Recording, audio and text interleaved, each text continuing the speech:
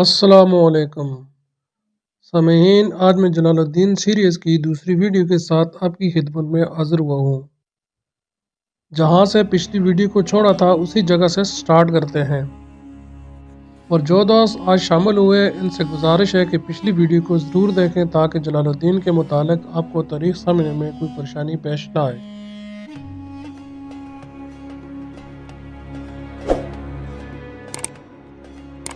سلطان کے پاس دو راستے تھے، یا تو وہ باغیوں کے ساتھ مقابلہ کرتے یا پھر وہ مسلمانوں میں مزید انتشار کو روکنے کے لیے الگ ہو جاتے۔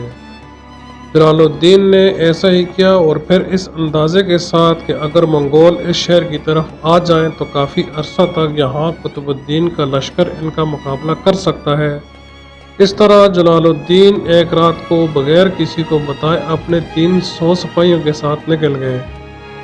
اس طرح جلال الدین نے موروثی تخت کو جہاد کی راہ میں قربان کر دیا، لیکن مزے کی بات یہ ہے کہ انہوں نے پھر بھی اپنے اکثر وفاداروں کو اس لیے شہر میں چھوڑ دیا تاکہ شہر کا دفاع مضبوط رہے۔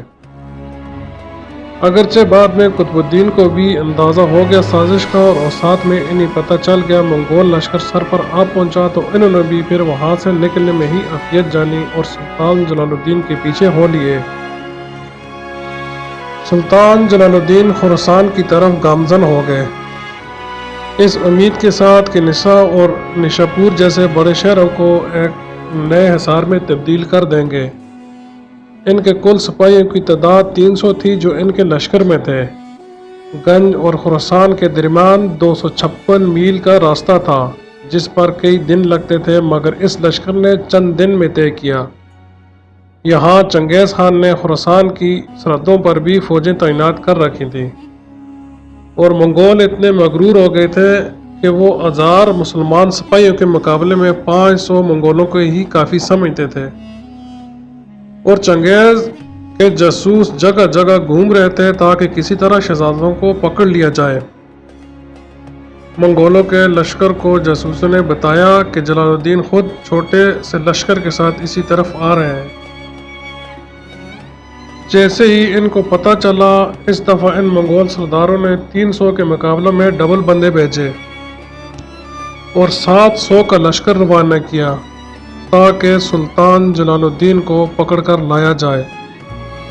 اس طرح یہ منگول استوا میں ایک مقام پر گھات لگا کر بیٹھ گئے، اور جیسے ہی سلطان جلال الدین کا لشکر قریب آیا تو انہوں نے بھوکے بھیڑیوں کی طرح ان پر حملہ کر دیا اور سلطان کے چھوٹے سے لشکر کو گھیرے میں لے لیا۔ اگرچہ ان کی تعداد بھی زیادہ تھی، حملہ بھی غیر متوقع تھا، مگر ان بہادروں نے فوراً مقابلہ شروع کر دیا اور پھر ایسی بے جگری سے لڑے کہ ان کے بھیڑیے نما انسانوں کے دان کھٹے ہو گئے۔ سلطان جلال الدین نے کئی منگولوں کو خود قتل کیا، اور یہ لڑائی بہت دیر تک جاری رہی، اور منگولوں کی لاشوں کے انبار لگ گئے، اور صرف چند ہی بھاگ سکے، اکثر قتل ہو گئے۔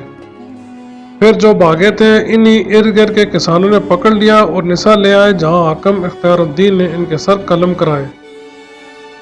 جلال الدین کو اندازہ ہو گیا کہ یہ تتاری کسی بڑے لشکر کا حصہ ہے، اس لیے انہوں نے کوشش کی کہ جتنا جلدی ہو سکے منزل مقصود تک پہنچا جائے۔ اب ان کے پاس تو مال غنیمت بھی کافی تھا۔ دوپہر کو نسا کی ایک نوائی بند بستی کے قریب سے گزرتے ہوئے وہ کچھ دیر کے لیے رکے اور اپنے ارکار بستی کی طرف بھیجے، جنہوں نے فصیل کے پاس جا کر بتایا کہ سلطان جلال الدین بنفس نفیس موجود ہیں اور منگولوں کو شکست دے کر آ رہے ہیں۔ لیکن بستی والوں نے اس بات کو جھوٹا سمجھا، کیونکہ منگولوں کی شکست پر کسی کو یقین نہیں ہو رہا تھا۔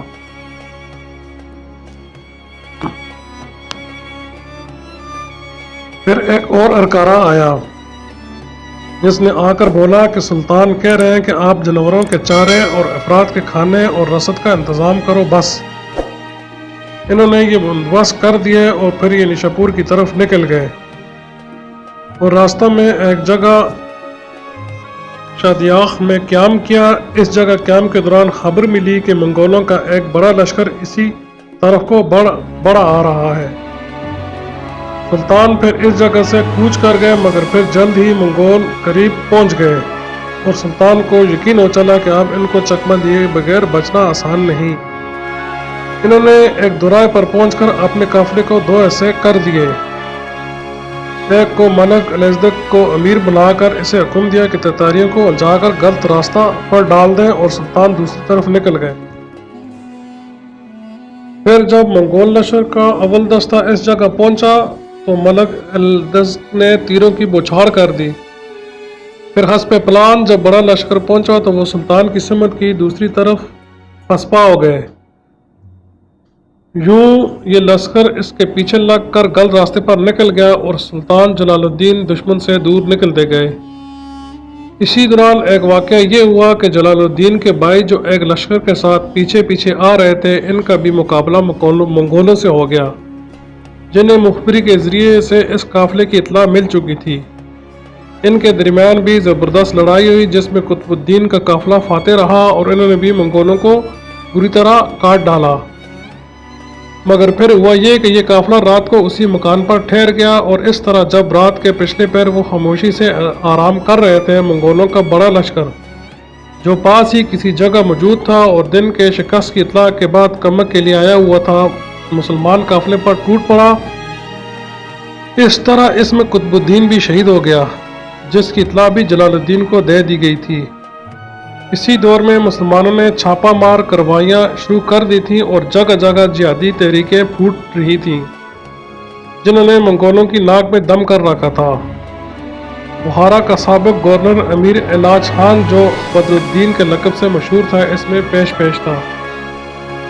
ایک دفعہ اس بہادر مجاہد نے دریا عبور کر کے بخارا شہر کی چوکیوں اور گشتی دستوں پر حملہ کیا اور ان کو تہ تیک کر دیا۔ پھر اس کے بعد واپس شمالی ایران کی طرف نکل گیا اور ان کے پیچھے بھی تتاریوں کا ایک لشکر لگ گیا تھا، اور ایک لڑائی میں دونوں ہاتھوں میں تلوار لے کر منگولوں کے لشکر میں گھس گیا اور ایسے وار کیے کہ ہر کوئی اس بہادری کو دیکھ کر حیران رہ گیا، اور منگولوں کی لاشوں کے ڈھیر لگا دیے، جو بعد میں بھاگنے پر مجبور ہو گئے۔ بہرکیف سلطان جلال الدین، جو منگولوں کو چکمہ دینے میں کامیاب ہو گیا تھا، نشاپور پہنچنے میں کامیاب ہو گیا، جو خراسان کا مرکزی شہر تھا، اور سلطان جلال الدین کی جنگی تیاریاں زور و شور سے جاری تھیں اور ان کی محنت رنگ بھی دکھا رہی تھی۔ یہی چنگیز خان کو پریشان کر رہی تھی۔ یہاں اس شہر کا معاملہ یہ تھا کہ 1 سال پہلے اس شہر کے حکمران نے منگول لشکر سے معاملات کو اس طرح طے کر لیا تھا اور ان کے ظلم سے بچنے میں کامیاب ہوئے تھے کہ آپ کی لڑائی تو خوارزم شاہ سے ہے، اگر آپ اس پر غالب آ گئے تو یہ شہر بھی آپ کی تحویل میں آ جائے گا۔ اس طرح لشکر کے سرداروں نے اطاعت لے کر کچھ نہیں کہا اور آگے بڑھ گئے۔ سلطان جلال الدین جب اس جگہ پہنچا تو شہر والے اپنے صلح نامے پر قائم تھے۔ جلال الدین، جو کہنے کو تو بادشاہ تھے مگر ان کی حیثیت ایک خانہ بدوش کی سی تھی، جن کے پاس خزانے کے نہ تو انبار تھے اور نہ ہی کوئی بڑی فوجی قوت۔ سلطان جلال الدین نے اپنے اس شہر میں قیام کے دوران ارد گرد کی بستیوں کو بھی خطوط لکھے اور جہاد کی دعوت دی۔ شہر میں بھی انہوں نے دعوت جہاد دی اور بہت لوگوں نے اس پر لبیک کہا، مگر شہر کے مؤذین اس بات پر راضی نہ ہوئے بلکہ اپنی صلح پر قائم رہے۔ شاید یہ اس خوف کی وجہ سے بھی تھا جو منگولوں کا رد عمل بہت شدید ہوگا۔ اس طرح سلطان جلال الدین نشاپور میں 1 ماہ تک رکے اور جب وہاں سے روانہ ہوئے تو ان کے ساتھ گنے چنے وہی لوگ تھے جو خوارزم سے ان کے ساتھ چلے تھے۔